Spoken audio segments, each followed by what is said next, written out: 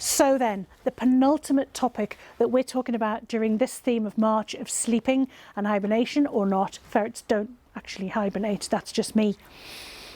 I want to talk about, we talked about bedding and warmth and keeping moisture away from them, but let's talk a little bit more about the subject of warmth, because it's just as important to keep them cool in the summer.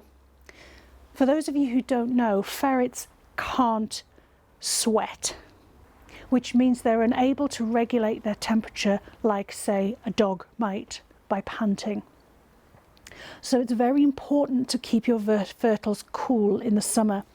One way you can do this is by using a cool mat, and you can wrap these up in something to make them a bit softer so they don't get scratched. But this is a safe pet mat which is cool. That's one way.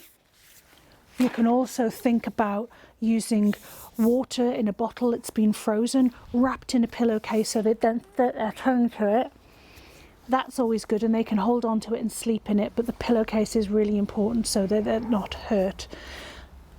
Also think about shade. If your ferrets are outside ferrets, think about putting a sheet across, or being able to, in the summer, put a sheet across to protect the cage from the sun so that it doesn't become a hothouse.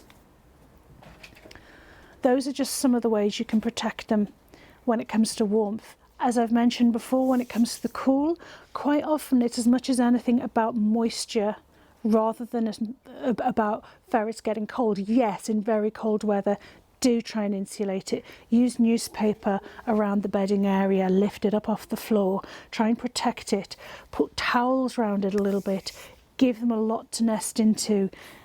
Try and think about, if it's a single ferret, maybe it's keeping it indoors. If it's a bit old or a bit thin, if there's a couple of ferrets, they will manage better because they will just nest all together and they'll be as happy as little fertles in bed. But just remember those extremes of temperature and you'll be grand.